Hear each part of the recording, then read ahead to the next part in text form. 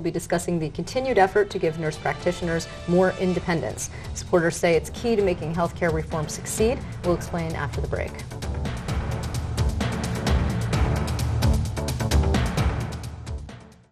Right now in New York State, nurse practitioners can have their own offices, but they must be tied to a doctor through a written agreement. A pending bill known as the Nurse Practitioner Modernization Act aims to change that so nurses may practice independently. Yesterday I spoke with Stephen Ferrara. He is the executive director of the State Nurse Practitioner Association, to learn more. Mr. Ferrara, thank you very much for being here. Welcome back to Capitol tonight. Thank you for having me. So we've spoken about this issue a couple of times before, and you have the support of the governor, which is very important. Yes. And where are you with the legislature right now? We are waiting to hear back from the Assembly and Senate in the one House bills. We know that we have support from the Assembly. The Senate, we've had positive discussions, and we're hopeful that the Senate will include a version of the governor's language in their one House. Okay, so a version. So is it possible that we will be looking at some sort of amendments to the original language? We very much favor the governor's language.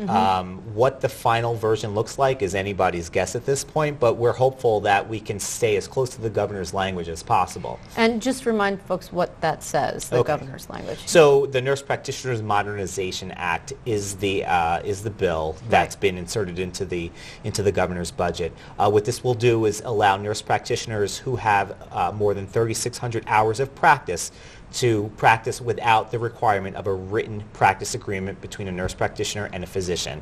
However, nurse practitioners will continue to have collaborative relationships with physicians or a hospital system so that nurse practitioners aren't practicing in a silo. We're still part of the healthcare team. We're not trying to be out there on our own. But it won't be mandated in order for, you won't need the mandated written requirement anymore. There won't be that piece of paper that says I as a nurse practitioner need to collaborate with my collaborating physician. He or she needs to review so many charts over a certain amount of time. That goes away.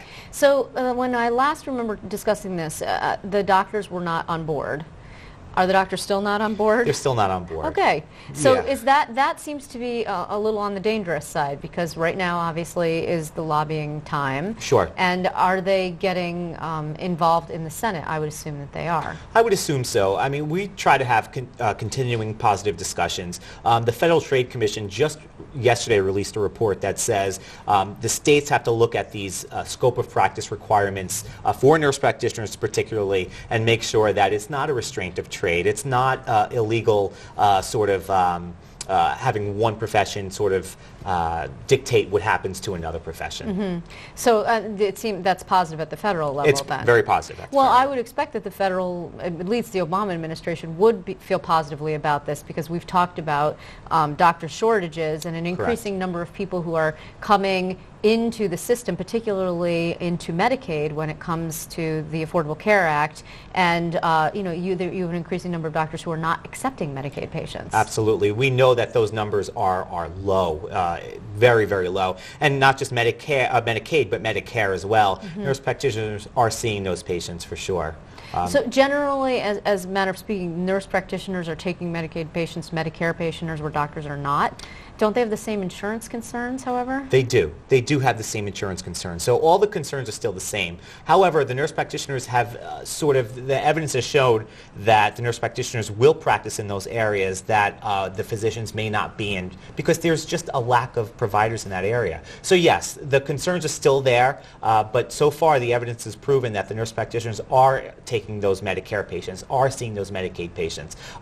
It's part of our community training. It's part of our education to be out there in the community, not necessarily be in the desirable areas that everybody would like to practice in, but to sort of be entrenched in the community where the people are. So how was it that, I mean, this is the first time that the governor's actually included this in the budget. How was it that you managed to make that case, and how strongly do you believe that the executive feels about this issue? Because, I mean, look, budgets are about horse trading, as we know, and things fall off the table, at a given moment and get back on and then are off again. Sure. Well, when the Medicaid redesign team came together, this was one of the major lead proposals that needed to that was suggested to happen. Mm-hmm. So we saw that back a few years ago when he assembled the MRT. So we think he's certainly committed to seeing this through and having this make an impact on the provider shortage that we're facing already today. Does the awarding of the Medicaid waiver to the Cuomo administration by the Obama administration strengthen your cause? It doesn't hurt it because there are enhanced payments for Medicaid, which would be somewhat across the board. So that certainly doesn't hurt. How much it helps, I'm not sure if it really is sort of, the silver bullet, if that's what it is. And also, at this point, we're talking about a lot of moving parts in terms of healthcare. So I also wanted to ask you regarding the downstate hospitals, does that impact your membership? Not as much.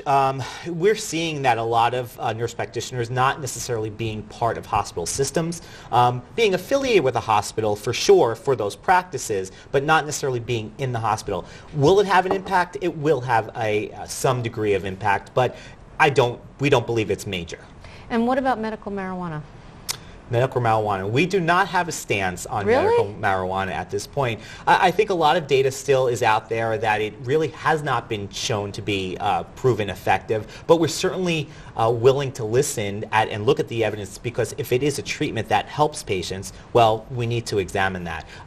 So there's no official stance that we have on it currently, but certainly we recognize that it could be part of the solutions to chronic pain management. So okay, so I understand that from an ideological standpoint, you don't have a position formally on medical marijuana, whether or not it should be legalized or not. When you look at the delivery system options, however, do you have a position on whether the legislative proposal would be more effective than the gubernatorial proposal, which of course is a more limited and some say cumbersome executive controlled program? Right. Well, if it's out there, it should be made available. If the decision is to make it available, it should be as easy as possible for those defined people who need to get it.